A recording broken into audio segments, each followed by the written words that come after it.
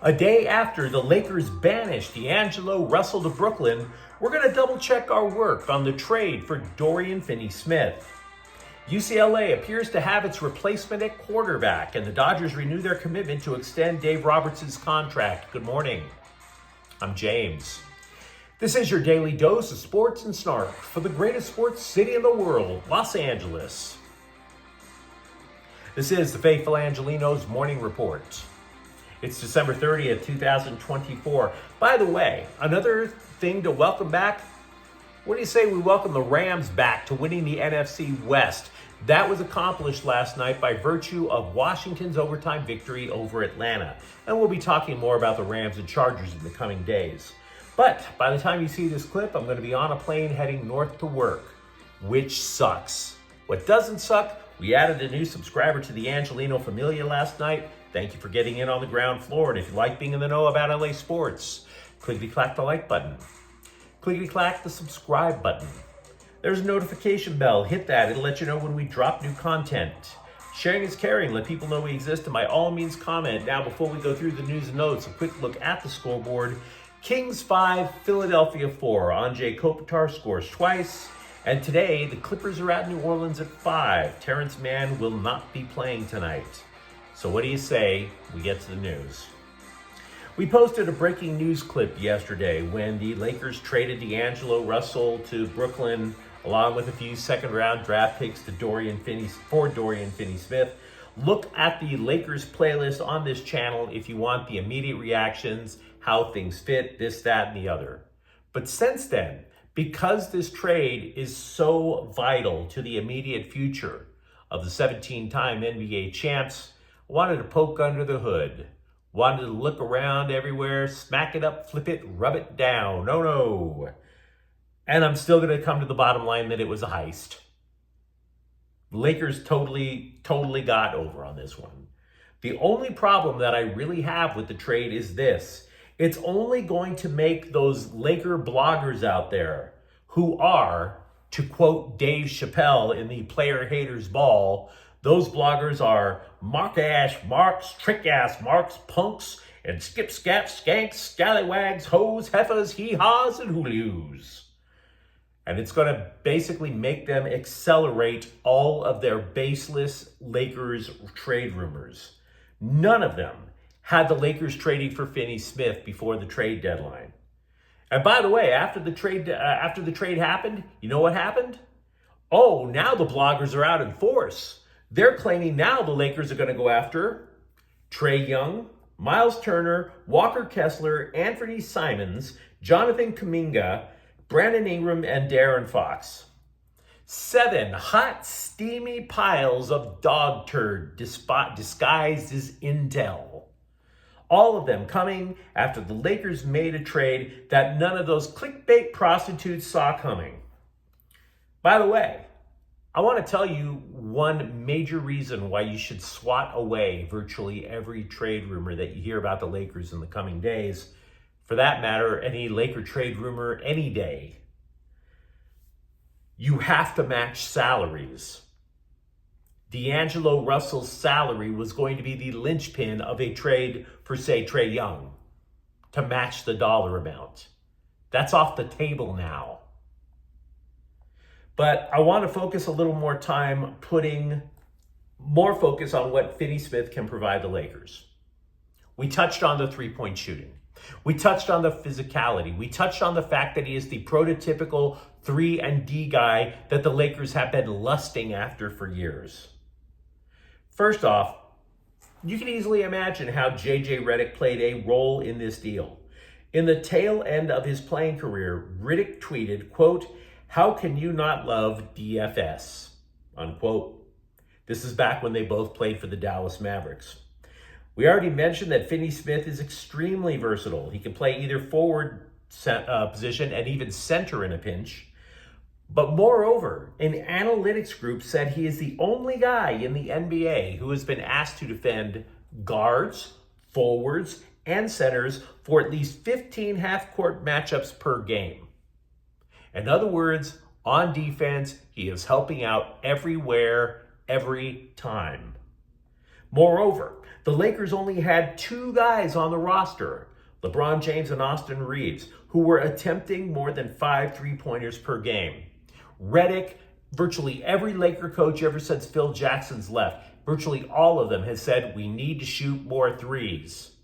And that includes, of course, Redick. Finney-Smith will shoot more than 5 a game, and he will sink them at a higher rate than James or Reeves. So more three-pointers, more successful three-pointers. Also, again, one of the big knocks on the Lakers was that they don't play physical. He's physical. So this checks so many boxes. But we also double check our work. I really like the roster now. But then somebody asked me, wait a second, who's going to handle the ball? Someone on Twitter asked me about that. My immediate response was James, but James actually prefers to play off on the weak side to try to set up pick and rolls now. So then you're thinking, okay, well, what if it's Austin Reeves? That would make sense for him being the primary point. You know, his growth as a ball handler is what made the Lakers comfortable about shifting D'Angelo Russell to the second team in the first place. Now, I will acknowledge ball handling does get shaky after Reeves and James. You're looking at basically Gabe Vincent on the bench, and that's it. Also, kicking the tires on some of the takes from yesterday, I sketched out what I thought would be the Lakers lineup yesterday afternoon. But what if I'm wrong? If you notice the lineup that I originally sketched on this whiteboard, I have a center, 2 forwards, 2 guards, right? I envisioned keeping Rui Hachimura on the court, moving Max Christie back to the bench. And by the way, I make no bones about it. I am not sold on Max Christie. But what if instead you go with a 3-guard lineup, right? With Christie, Finney-Smith, and Austin Reeves. Again, I acknowledge, not a fan of Max Christie, but he is a 3-and-D guy. So theoretically, you have 2 guys who would hopefully provide perimeter defense in Max Christie and Dorian Finney-Smith. You'd move Rui Hachimura to the bench, which means you'd lose some offense, obviously. But would you make that idea if you're trying to create a lineup? If it matters, the Lakers also sent a small forward from the G League to Brooklyn in the deal. Maxwell Lewis averaged less than a point of the game in the time he spent with the Lakers, so the biggest of whoops. Also, I was scouring everywhere to try to find somebody who said the Lakers lost the trade. Hours. And I finally found one. Former Lakers player and longtime bitter troll Patrick Beverley tweeted, quote, "D'Lo to Nets is good for him and the team. Finney-Smith to the Lakers, IDK about that though." You know, if you know one of those mediums, one of those old ladies who claims to know how to talk to the dead, try to pay that hag off so she can reach the soul of Red Auerbach, which I'm presuming is burning in the fiery depths of hell. And just let him know there's an even bigger Laker hater than him still alive, in the form of Patrick Beverley. That guy will never give the Lakers any credit for anything, ever. I thought I hated Slime Diego. I have nothing compared to how Patrick Beverley hates the Lakers. UCLA football appears to have found a big piece in its rapid rebuild. Quarterback Joey Aguilar, formerly of Appalachian State, committed late Saturday night. He's going to bring a level of efficiency to an offense that honestly, sorely lacking, totally feckless, totally confused in the year that it was run by Eric Bieniemy. Aguilar, meanwhile, completed 60% of his passes in the 2 years that he was at Appalachian State. He threw twice as many touchdowns as interceptions. And let's be honest, if the season started today, Aguilar's under center. Now, having said that, UCLA still needs a center, but Aguilar, whenever they get a center, Aguilar will be under that guy. None of the other quarterbacks on the Bruins roster, meanwhile, have ever taken a collegiate snap. So there's that. The Dodgers have reiterated that they want to lock up manager Dave Roberts to a long-term deal before spring training begins. Since joining the Dodgers as a manager back in 2016, Roberts led the club to 9 consecutive postseason appearances with 8 division titles, 4 pennants, 2 World Series titles. If you take away the COVID season of 2020, when there were only 60 regular season games, and by the way, the Dodgers won 43 of those games, the club has never won fewer than 91 games in any season with Roberts. And by the way, he also won a Manager of the Year award back in 2016. Side note, Slime Diego had a shot at hiring the guy before, and they passed. Well done, Padres. Well done. Overall, Roberts has a lifetime record of 851 and 507. He has the highest winning percentage, 627, of any manager in Major League history who has managed for at least 1,000 games. So with all of that stuff, and by the way, I recognize Roberts has his detractors. There are times where I wonder what the hell the guy's doing too. Totally admit it. But after 2 world titles, yeah, you want to extend.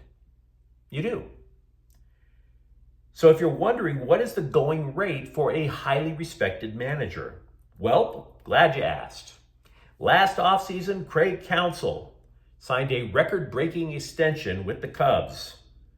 $40 million over 5 years. Now, you might say, well, James, anybody can manage this team. Why don't you have Dave Roberts keep going for the going rate for 1 more year? Yeah, the issue with that is you could make your manager basically like a lame duck, and that would make people in the dugout wonder what the hell's going on with the team. And why would you want any sort of drama at all when you're trying to defend a world title? And besides, I still have friends who are beat writers in the major leagues, and all of the ones that I know that are still covering the major leagues tell me that players absolutely love playing for Dave Roberts. So this is something you do not want to screw around with. But you let me know what you think in the comments thread. Talk to me about who wins the Lakers trade and why was it the Lakers? For that matter, are you optimistic about UCLA now that they have their quarterback, it seems? And if you enjoyed the content, don't forget to subscribe to Faithful Angelenos. We're talking LA sports every single day here. Thank you for watching. I'm James. We'll be back tomorrow. Faithful Angelenos is a Kian Corte El Queso production. Take care.